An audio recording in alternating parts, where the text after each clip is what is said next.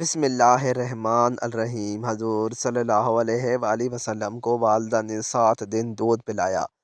8ویں دن دشمن اسلام ابو لہب کی کنیز صوبیہ کو یہ اعزاز حاصل ہوا۔ صوبیہ نے دودھ بھی پلایا اور دیکھ بھال بھی کی۔ یہ چند دن کی دیکھ بھال تھی، یہ چند دن کا دودھ تھا، لیکن ہمارے رسول صلی اللہ علیہ وآلہ وسلم نے اس احسان کو پوری زندگی یاد رکھا۔ مکہ کا دور تھا تو صوبیہ کو میری ماں کہہ کر پکارتے تھے، ان سے حسن سلوک بھی فرماتے تھے، ان کی مالی معاونت بھی کرتے تھے۔ مدنی دور آیا تو مدینہ سے ابو لہب کی کنیز صوبیہ کے لیے کپڑے اور رقم بھجواتے تھے۔ حضرت حلیمہ رضائی سعدیہ ماں تھی، وہ ملاقات کے لیے آئیں۔ آپ صلی اللہ علیہ وآلہ وسلم نے دیکھا تو اٹھ کھڑے ہوئے اور میری ماں پکارتے ہوئے ان کی طرف دوڑ پڑے۔ وہ قریب آئیں تو اپنی چادر اتار کر زمین پر بچھا دی، جسے ہم کائنات کی قیمتی ترین متاع سمجھتے ہیں۔ اپنی رضائی ماں کو اس پر بٹھایا، غور سے ان کی بات سنی اور ان کی تمام حاجتیں پوری فرما دیں۔ فتح مکہ کے وقت حضرت حلیمہ کی بہن کی خدمت میں حاضر ہوئے، ماں کے بارے میں پوچھا، بتایا گیا وہ انتقال فرما چکی ہیں۔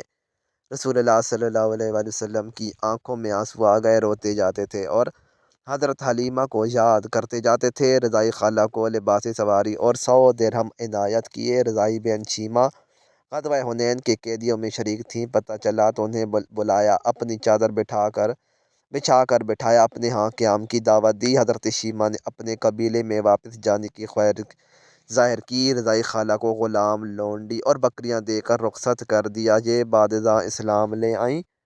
جنگ بدر کے قیدیوں میں پڑھے لکھے کفار بھی شامل تھے۔ ان کافروں کو مسلمانوں کو پڑھانے لکھانے اور سکھانے کے عوض رہا کیا گیا۔ حضرت زید بن ثابت رضی اللہ تعالیٰ عنہ کو عبرانی سیکھنے کا حکم دیا۔ آپ رضی اللہ تعالیٰ عنہ نے عبرانی زبان سیکھی اور یہ اس زبان میں یہودیوں سے خط و کتابت کرتے۔ کافروں میں ایک شاعر بھی تھا، سہیل بن عمرو، یہ رسول اللہ صلی اللہ علیہ وآلہ وسلم کے خلاف اشتعال انگیز تقریریں بھی کرتا تھا اور توہین آمیز شعر بھی کہتا تھا۔ یہ جنگ بدر میں گرفتار ہوا۔ سہیل بن عمرو کو بارگاہ رسالت میں پیش کیا گیا۔ حضرت عمر رضی اللہ تعالیٰ عنہ نے تجویز دی کہ میں اس کے 2 نچلے دانت نکال دیتا ہوں، یہ اس کے بعد شعر نہیں پڑھے گا۔ تڑپ کر فرمایا، میں اگر اس کے اعضاء بگاڑوں گا تو اللہ تعالیٰ میرے اعضاء بگاڑ دے گا۔ سہیل بن عمرو نے نرمی کا دریا بہتے دیکھا تو عرض کیا، مجھے فدیہ کے بغیر رہا کر دیا جائے گا؟ اس سے پوچھا گیا، کیوں؟ سہیل بن عمرو نے جواب دیا کہ میری 5 بیٹیاں ہیں، میرے علاوہ ان کا کوئی سہارا نہیں۔ رحمت للعالمین صلی اللہ علیہ وآلہ وسلم کی غیرت نے گوارا نہ کیا، یہ 5 بچیوں کے کفیل کو قید میں رکھیں یا پھر اس کے دانت توڑ دیں۔ غزوہ خندق کا واقعہ ملاحظہ کیجیے۔ عمرو بن عبد مشرک بھی تھا، ظالم بھی اور کفار کی طرف سے مدینے پر حملہ آور بھی۔ جنگ کے دوران عمرو عبد مارا گیا، اس کی لاش تڑپ کر خندق میں گر گئی۔ اس کی لاش نکالنا چاہتے تھے لیکن انہیں خطرہ تھا کہ مسلمان ان پر تیر برسا دیں گے۔ کفار نے اپنا سفیر بھجوایا، سفیر نے لاش نکالنے کے عوض 10,000 دینار کی پیشکش کی۔ رحمت للعالمین صلی اللہ علیہ وآلہ وسلم نے فرمایا، میں مردہ فروش نہیں ہوں، ہم لاشوں کا سودا نہیں کرتے، یہ ہمارے لیے جائز نہیں۔ کفار کو عمرو بن عبد کی لاش اٹھانے کی اجازت دے دی۔ خیبر کا قلعہ فتح ہوا تو یہودیوں کی عبادت گاہوں میں تورات کے نسخے پڑے تھے۔ تورات کے سارے نسخے اکٹھے کروائے اور نہایت ادب کے ساتھ یہ نسخے یہودیوں کو پہنچا دیے، اور خیبر سے واپسی پر فجر کی نماز کے لیے جگانے کی ذمہ داری حضرت بلال رضی اللہ تعالیٰ عنہ کو سونپی گئی۔ حضرت بلال رضی اللہ تعالیٰ عنہ کی آنکھ لگ گئی، سورج نکل آیا تو قافلے کی آنکھ کھلی۔ رسول اللہ صلی اللہ علیہ وآلہ وسلم نے حضرت بلال رضی اللہ تعالیٰ عنہ سے فرمایا، بلال آپ نے یہ کیا؟ حضرت بلال رضی اللہ تعالیٰ عنہ نے عرض کیا، یا رسول اللہ صلی اللہ علیہ وآلہ وسلم، جس ذات نے آپ کو سلایا اس نے مجھے بھی سلا دیا۔ تبسم فرمایا اور حکم دیا، تم اذان دو۔ اذان دی گئی، آپ صلی اللہ علیہ وآلہ وسلم نے نماز ادا کروائی اور پھر فرمایا، تم نماز بھول جاؤ تو پھر جس وقت یاد آئے تو اس وقت پڑھ لو، یہ ہے شریعت۔ حضرت حذیفہ بن یمان رضی اللہ تعالیٰ عنہ سفر کر رہے تھے، کفار جنگ بدر کے لیے مکہ سے نکلے۔ کفار نے رستے میں حضرت حذیفہ رضی اللہ تعالیٰ عنہ کو گرفتار کر لیا۔ آپ سے پوچھا گیا کہ آپ کہاں جا رہے ہیں؟ حضرت حذیفہ رضی اللہ تعالیٰ عنہ نے عرض کیا، کفار نے ان سے کہا، آپ اگر وعدہ کرو کہ آپ جنگ میں شریک نہیں ہوں گے تو ہم آپ کو چھوڑ دیتے ہیں۔ حضرت حذیفہ رضی اللہ تعالیٰ عنہ نے وعدہ کر لیا۔ یہ اس کے بعد سیدھے مسلمانوں کے لشکر میں پہنچ گئے۔ مسلمانوں کو اس وقت مجاہدین کی ضرورت بھی تھی، جانوروں کی بھی اور ہتھیاروں کی بھی، لیکن جب حضرت حذیفہ رضی اللہ تعالیٰ عنہ کے وعدے کے بارے میں علم ہوا تو مدینہ بھجوا دیا گیا اور فرمایا، ہم کافروں سے معاہدے پورے کرتے ہیں اور ان کے مقابلے میں صرف اللہ تعالیٰ کی مدد چاہتے ہیں۔